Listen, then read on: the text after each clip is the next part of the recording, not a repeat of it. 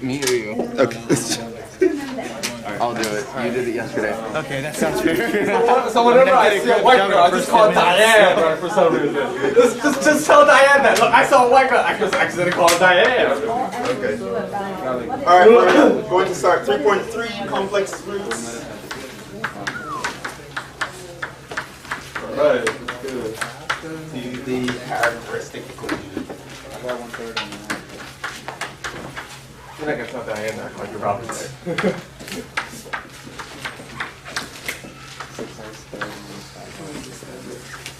Okay, so we looked at second order linear differential equations with constant coefficients, and we found that the best way to solve those was to assume y equals e to the RT.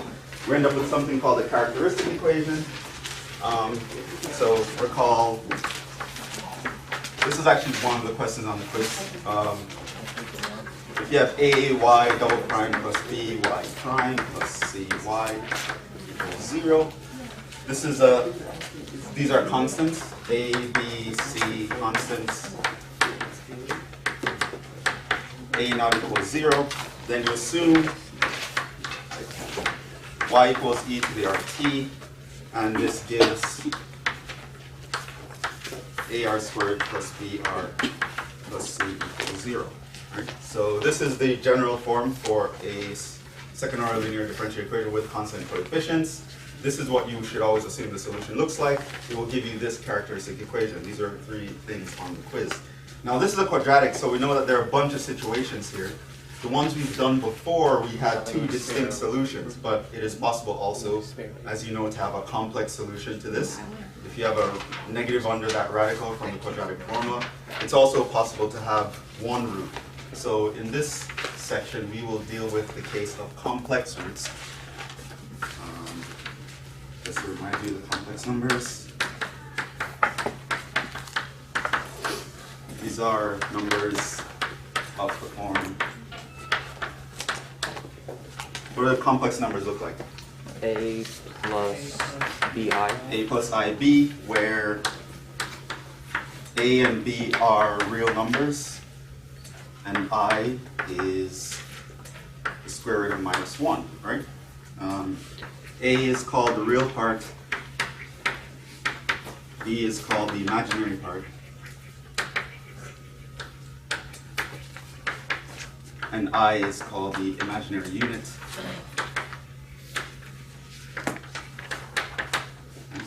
And it's 2015, I would assume no one has a problem with taking the square root of -1. It's just something that exists. There's no controversy or anything anymore. There used to be a lot. Now, that's absurd. Go to the square root of negative. And people always freaked out. Is it possible to actually write the answer as the last one that gives the last line? AR squared plus BR plus C equals 0? This is the characteristic equation. So in the quiz where I asked you for the characteristic equation, this is what you write down. For the constant. Yeah, for this. Okay. So we know this. So now to help us solve these guys, when we assume this solution, what if your R ends up being a complex number? That's what we want to talk about now. And to this end, we're going to actually prove some fact. Very important fact. We will use Euler's formula. It's called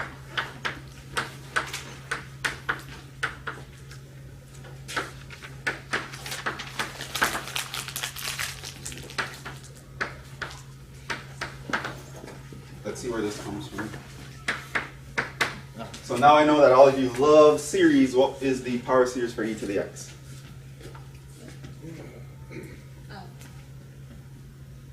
Come on, you all passed Calc 3, right? Not all of them.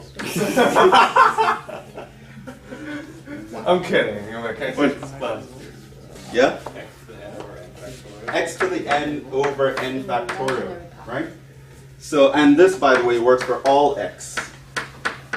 Right? This is true. Right? That's the power series for e to the x. If we assume this holds for the complex numbers, then if I look at something like e to the I times x, then this would just be the summation of I to the n, x to the n, over n factorial. Right? So let me just write out a few terms here and try to see if we can get to a pattern.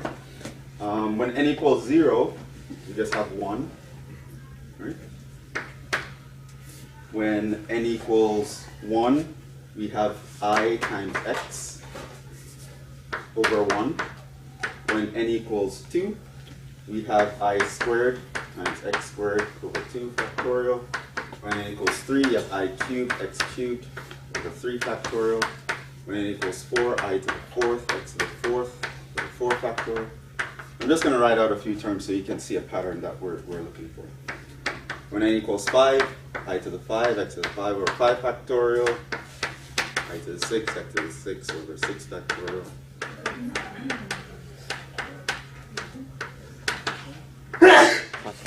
X to the 8 over 8 factorial, and it continues, right? Now, if I assume that I is the square root of minus 1, what would I squared be? Just minus 1, right? So this I can replace with minus x squared over 2 factorial, right? What would I cubed be? Negative. 0? No. Negative I. Negative I, right? What would I to the 4th be? Remember, I to the 4th we can think of as I squared squared. I squared is minus 1, you square that, you get positive 1. What about I to the 5th? Well, you just multiply the result by I, so you get I again. I to the 6th, Negative. multiply that, you get negative 1. Negative I to the 7, you would get negative I. 1. I to the 8th will give you 1, right? X to the 8 over 8 factorial, and so on, right? Now, what if I start to group the guys that have i's in them and the guys that don't have i's? So for example, let's put all the guys without i's. What would I have? I'd have 1 minus x squared over 2 factorial plus x to the 4th over 4 factorial minus x to the 6th over 6 factorial plus x to the 8th over 8 factorial, right? Dot, dot, dot. Plus, let's factor out an I from all the guys that have i's and write what we have. Now we have x minus x cubed over 3 factorial plus x to the 5th over 5 factorial minus x to the 7 over 7 factorial.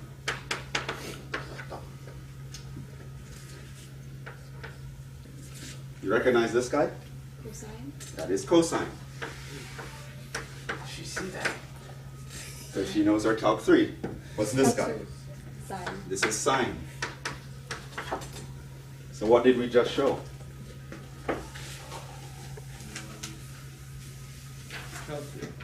We just showed calc 3. Hell We yeah. just showed that e to the ix is equal to cosine x plus I sine x. Or equivalently, since they usually think of this as an angle, they like to use theta, so you might see e to the I theta is cosine theta plus I sine theta. This is a super important formula, and this is what's called Euler's formula.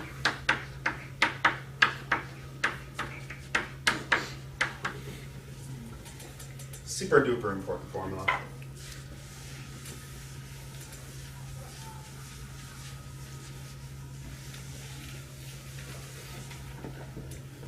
You're going to use it all the time in some of your more advanced engineering courses and physics courses if you're not already using it. By the way, in physics, sometimes they call, and engineering, sometimes they call IJ, but that should be made clear by whoever's using the notation. But Only in electrical engineering. Hmm? It's only in electrical engineering. in electric, they call it J. So just be careful of that. But yeah, this is the formula. Very, very important formula. Let's actually use this formula to compute some things. Probably one of the most beautiful equations in all of math. What if I wanted to compute e to the I pi? What would that be? According to Euler's formula, what is it? Cosine pi. Cosine pi Cosine pi. plus I sine pi. What's cosine of pi? Good question. Sine of pi? 0. 0. So this goes to 0. So e to the I pi is -1. In other words, I can plug in a complex number into an exponential and I can get a real number. Right? You might see this as e to the I pi plus 1 equals 0, which involves every important number in mathematics, right?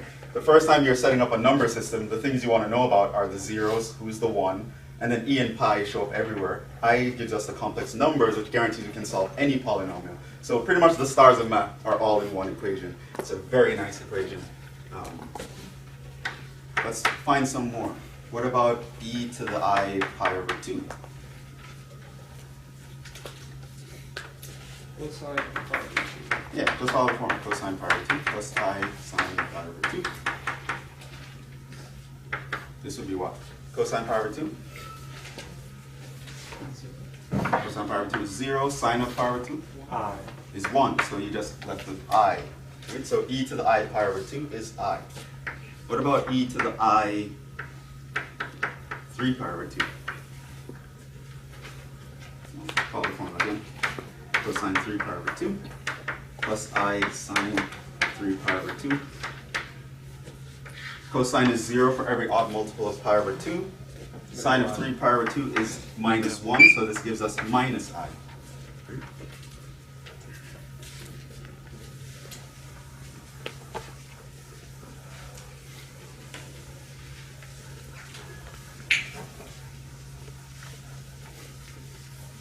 There are several other proofs for Euler's formula, by the way, but this tends to be the most straightforward one, using power series.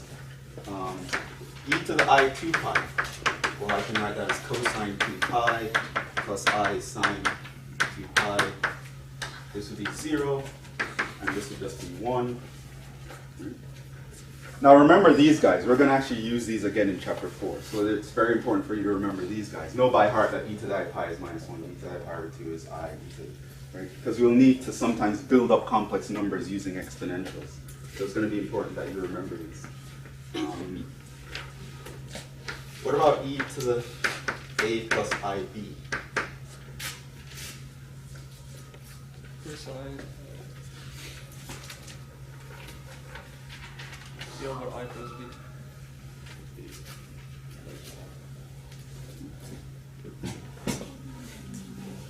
A cosine b.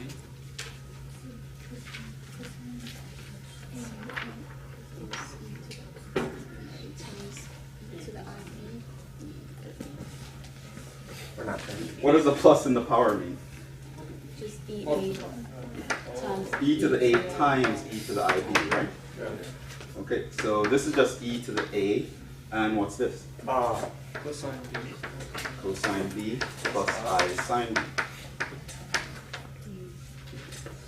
So this is what e to a complex number looks like.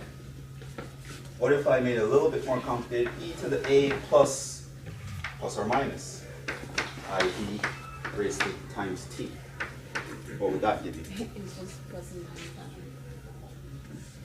Right. No, there's a t here. Why? So it's slightly different.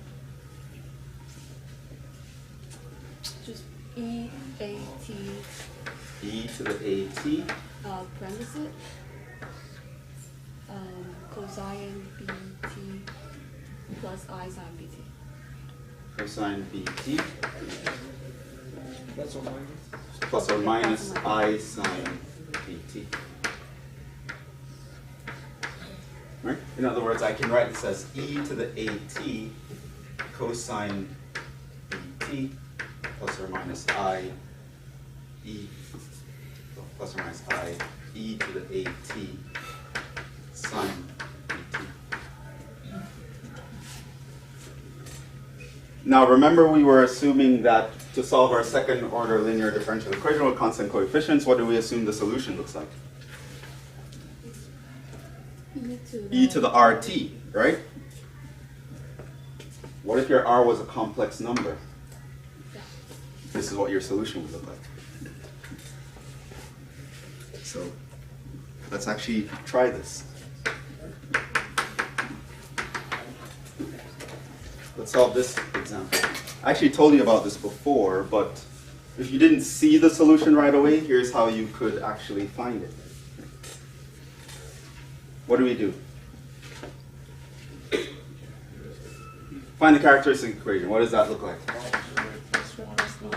R squared plus 1 equals 0. This means that R is I. Which means our solution is y equals e to it, plus or minus I. Now with Euler's formula, how can we write that?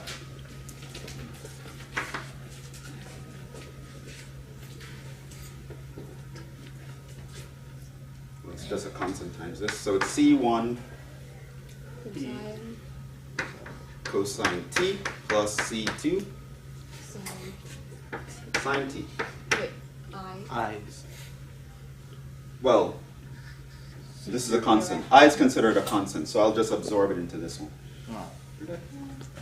Won't be wrong if you put an I there, right? No, but it would be very weird.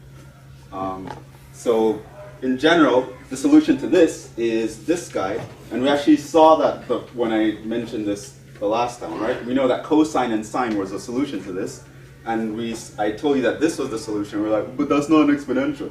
Well, this is why it's the solution. It is technically an exponential. You just have complex numbers in the exponential, and that gives rise to sine and cosine through Euler's formula. So even when we know that the function might have, when the solution might have trig functions in it, it's still an exponential.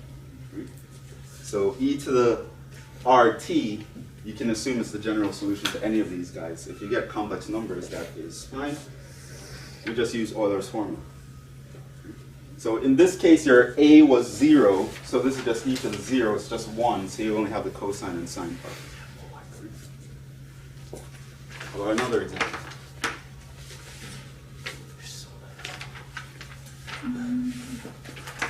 Y double prime plus 4y prime plus 5y equals 0. With y of 0 equals 1, prime of 0 equals 0. I should probably give myself more space here.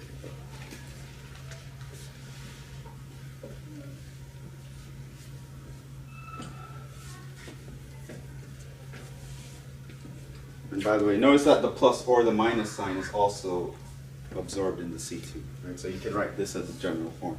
Your C2 will take on the plus or minus sign when you apply initial conditions. It will take on the right one it's supposed to take on, so you don't have to worry about it.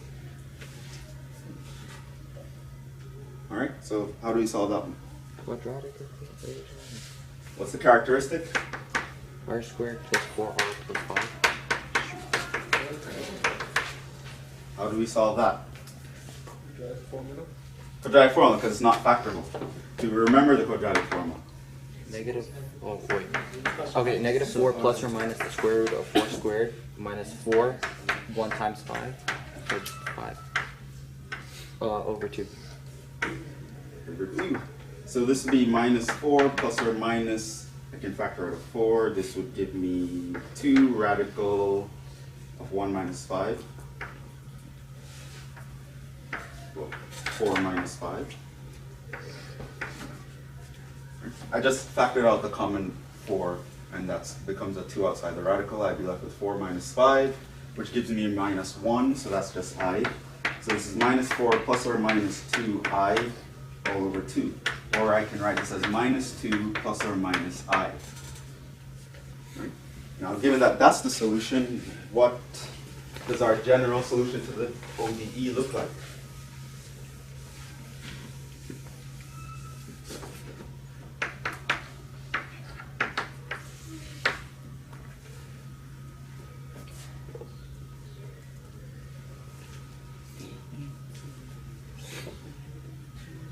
E to the minus 2. E to the minus 2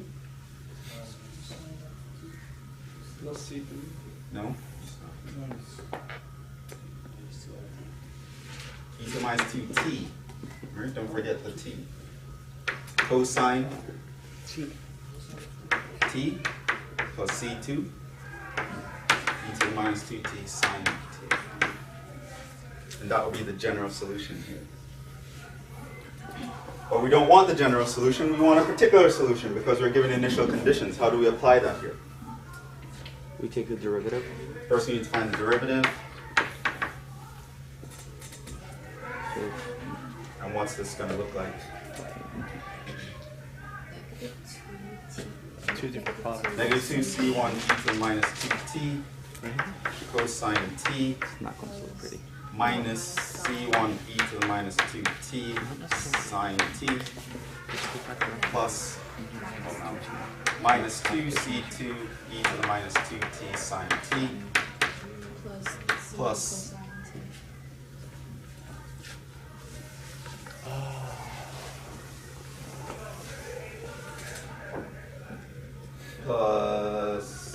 c2 e to the minus 2t cosine t.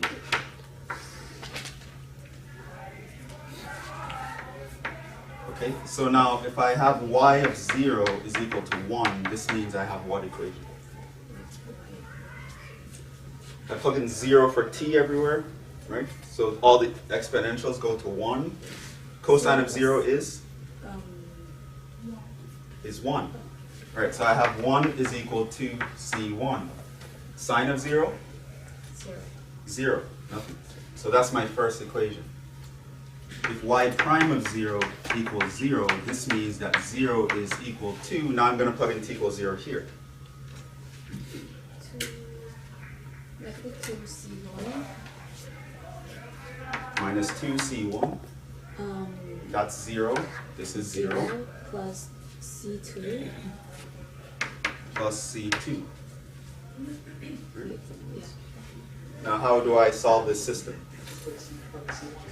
We already know what c1 is, you just plug it in here and solve for c2. Right? So this means c1 equals 1, and c2 would be equal to, you plug in 1 here, you get minus 2, you bring it over, you get positive 2, so c2 equals 2. And this implies that your particular solution is, we have this form, so your c1 is 1, so this is e to the minus 2t cosine t. c2 is 2 plus 2 e to the minus 2t sine t.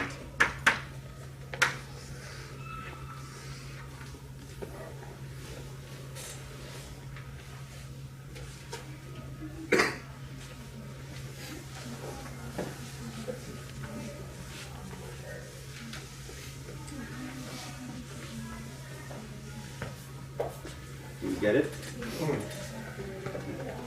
So nothing much changes up to this point where you solve for the characteristic. The only difference is now if you get a complex number, the form of the solution has to take on this. And that's it. Yeah. So I just don't get the cosine and sine. So the solution always has to have cosine and sine. Yes. Right. It's the general formula. Because we know, because as I said here, e to the a plus ib times t is just e to the at cosine bt plus I e to the at sine of bt. That will always be the general form. You just plug in whatever numbers here.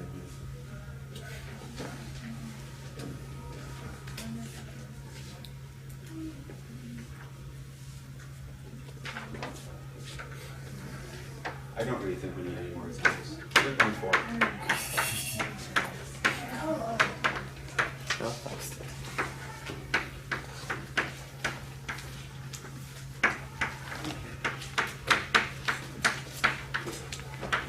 Yeah, once you have Euler's formula under your belt, this is not that difficult.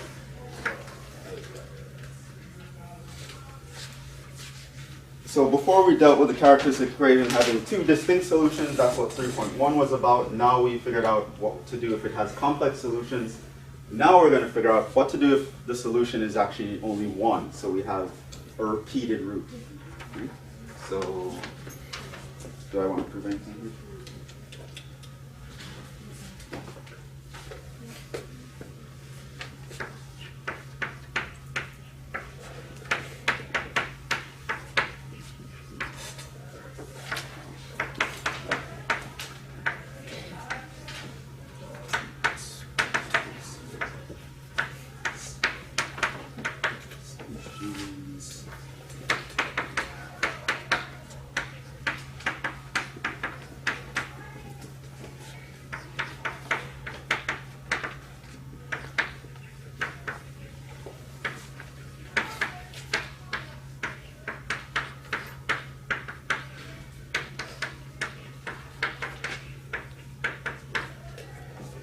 So we looked at this before, and I'm just trying to bring it back to you. Notice here, what would happen is this characteristic solution had this. The only solution to that is 1, which means your R1 equals your R2, which is 1. Right? So in this case, we have what's called a repeated root.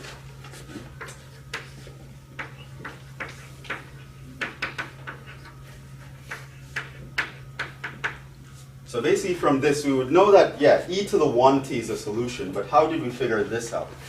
Right? I gave an intuitive reason before. Just like how this guy is similar to its derivatives, this guy is also similar to its derivatives, so you'd sort of guess a polynomial times e to the t would work. And to keep it simple, you just make it a first degree polynomial.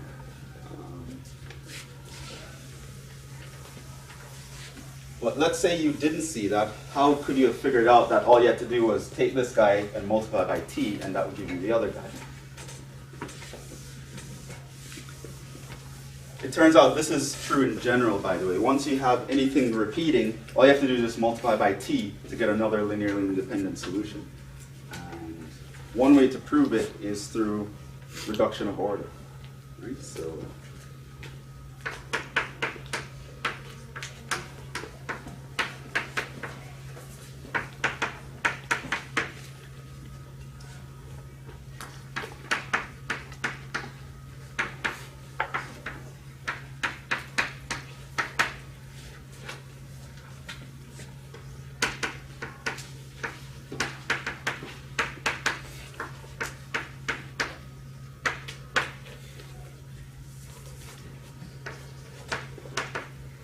There are actually several ways, but this is one way.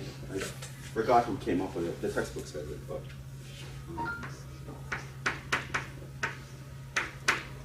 Basically what you assume is you assume in general that the second solution is just going to be some function times the first solution. Right? And they sort of assume this. What ended up happening because of that, you want to try to figure out what is the v, what is the, the best optimal function to write here. It ends up going to be t, but how did we get to that? Well, plug this guy into your differential equation, which means I'm going to need to find the derivative, which would look like what? Oh.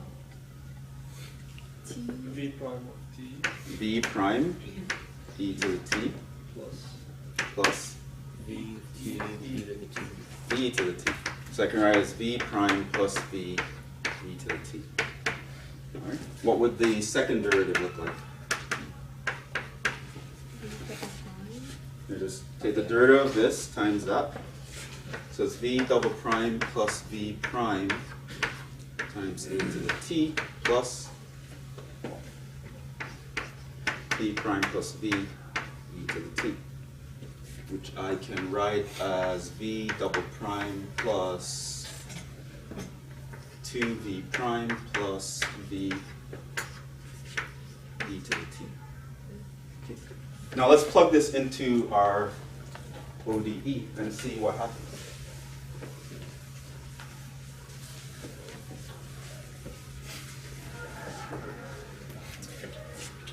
So I have y double prime, which is v double prime plus 2v prime plus v e to the t,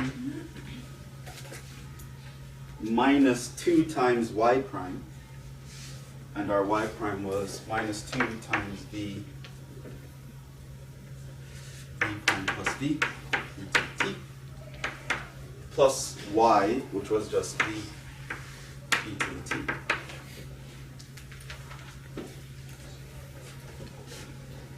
t is never 0, so I can just divide both sides by it. So now I have v double prime plus 2v prime plus v minus 2v prime minus 2v plus v. Is there a B prime? And what do I have? So the v primes die, and actually all the v's die as well.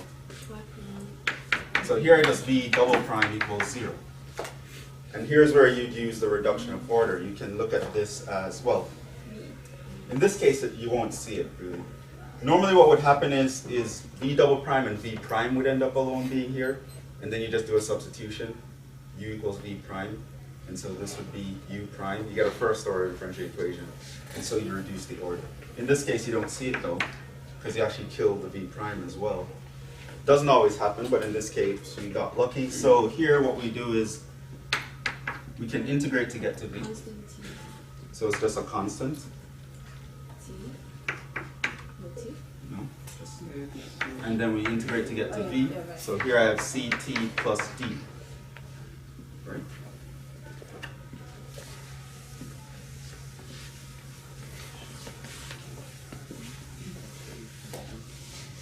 This means y2 would look like what?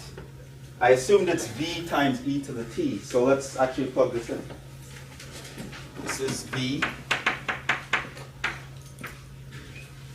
times e to the t. In other words, this is ct e to the t plus d e to the t. Now this is already of the form y1, so it's redundant, so reject it.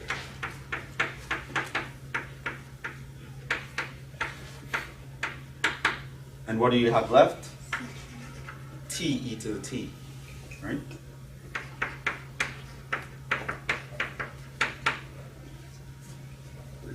And so the general solution would be c1 e to the t plus c2 t e to the t. Turns out t was a nice guy to multiply by. You can actually get a solution that way. Right? And this is called the method of reduction of order. Basically, you assume that given one solution, the second solution is a function times that solution. You find all derivatives, you plug it in, and it will get you to an equation where you can reduce the order of the equation, and then you can find the other solution that way. By the way, this works in general, as I said, and we'll see this more as we move on. So if you have one solution and you have a repeated root, to get all the other solutions, just multiply by t. Right? And it will actually work.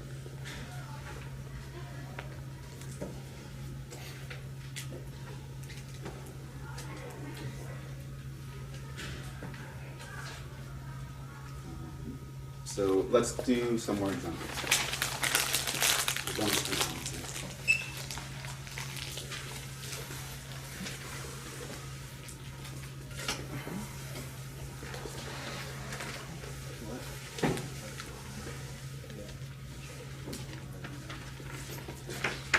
And just mention this idea of multiplying by t.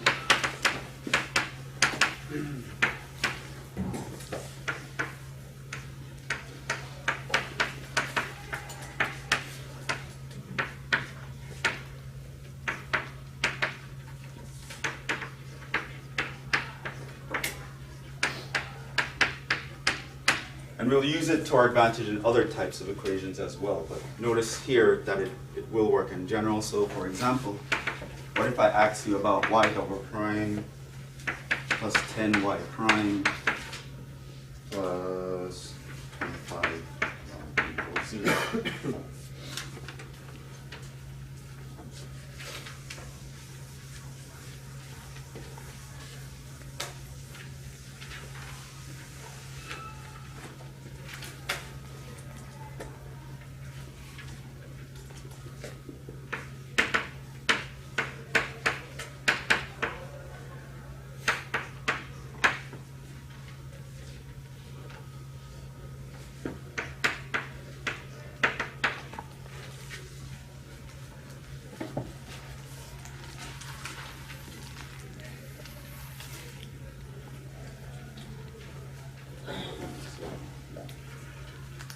skip that.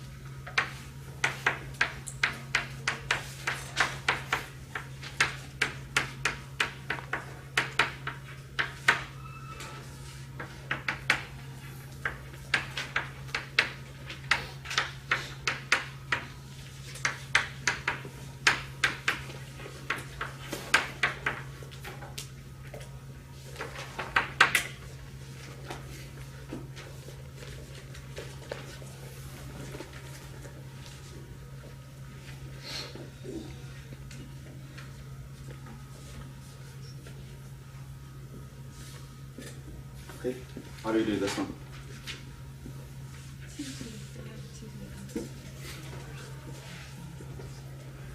This one, we're on this one. So the characteristic is r squared plus 10r plus 25, which comes out to be R plus 5. R Square. plus 5 all squared, which means we only get one solution. This means that R1 equals R2 equals minus 5. So what do we write as a solution? Well, C1 e to the minus 5t. We don't go through the whole reduction of order thing again. We just multiply that by a t.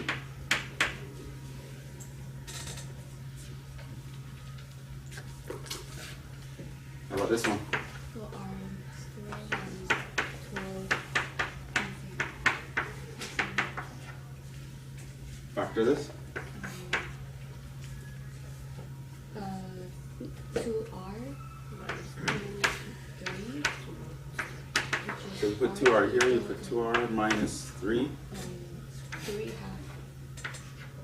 R, 1R2 equal to 3 half. Right, this will be minus 6 minus 6 gives us the minus 12, so that means, again, there's only one solution, 3 halves. So this means y is c1 e to the 3 over 2t plus c2 t e to the 3 over 2t. And that's the general solution.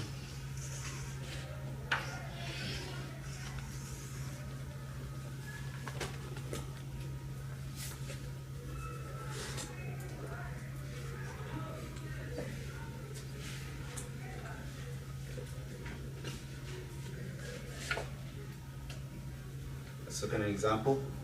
This sort of problem is very typical for a final, pretty much guaranteed to come on. Later we'll actually learn how to solve these from scratch using another method. That's when we get to chapter 5. Get What? standard form. You don't need standard form. Assume I give you one solution, find another one.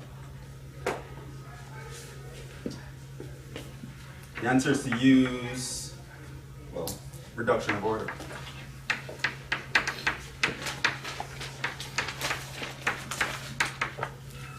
So we assume the second solution is just v times y1, which is v times the first solution, t to the 5th.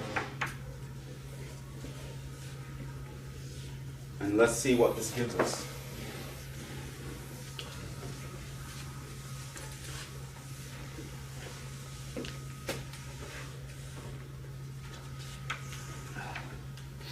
Well, that would mean y2 prime would be equal to what? We Will you assume y2 equal to v times y1? Yeah, a function times derivative. Right? Same thing we did last time. V prime V prime No. t to the fifth plus 5v t to the 5th. Okay.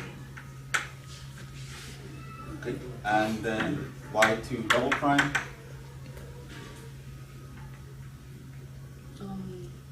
V double prime plus 20v. no. Plus 5 TV prime. T to the 4. Right, product rule, right? Remember V is a function. Plus, now you do the product rule here. What do you get?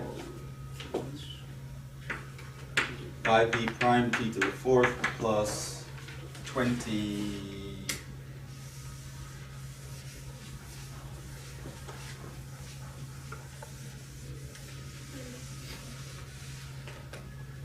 plus 20v t to the third. Now let's plug this into our differential equation. I have t squared times the y double prime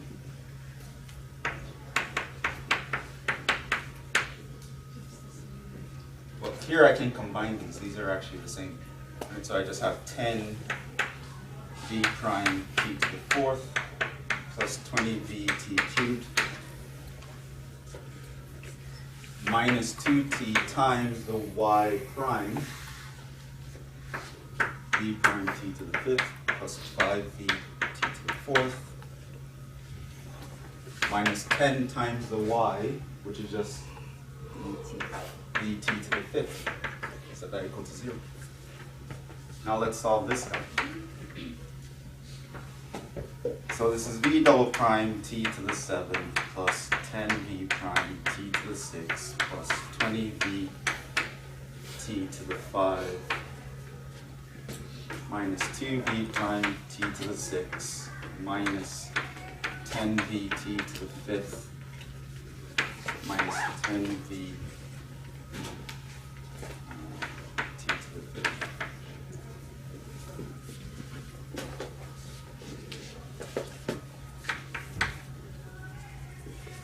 Is that right? Yeah. With minus 2 minus.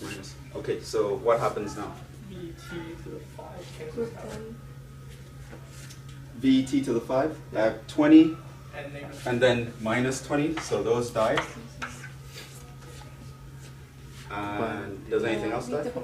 These I can combine.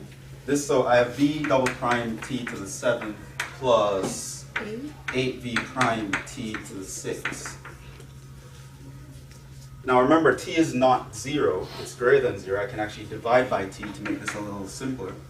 This is just t v double prime plus, divide by t to the 6, 8v prime equal to 0. And guess what, now I can reduce the order. Let u equals v prime. This means that u prime equals v double prime. And what does this equation become? T prime plus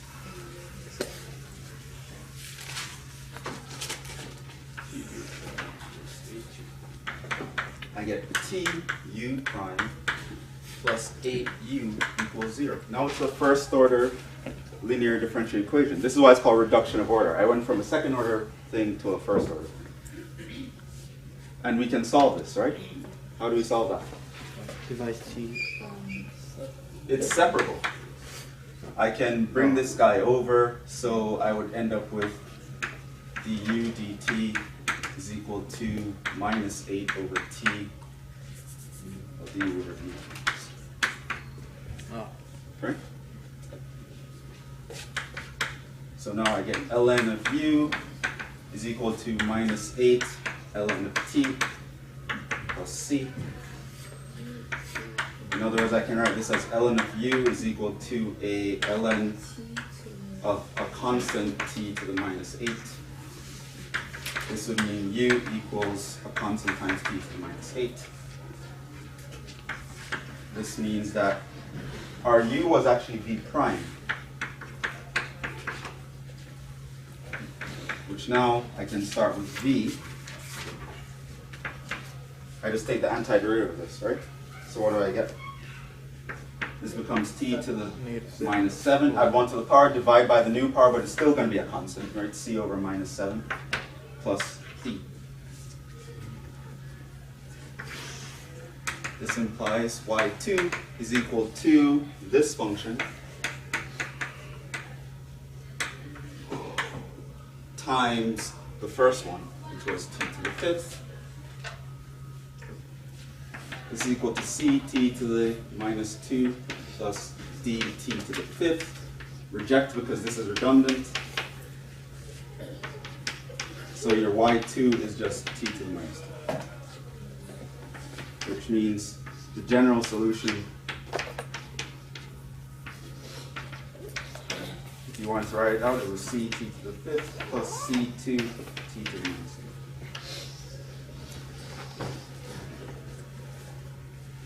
And we get that by reduction of order.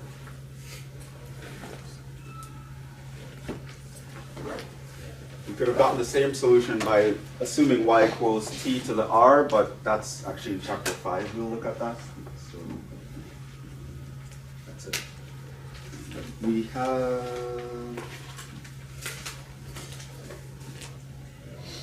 so I'll let you think about that. There's a summary. I don't know if I should write it. I'll probably summarize next time. Time's up anyway. So yeah, up to 3.4 is complete, so the homework for 3.3 and 3.4 are now due. And that's it. I'll see you guys next week.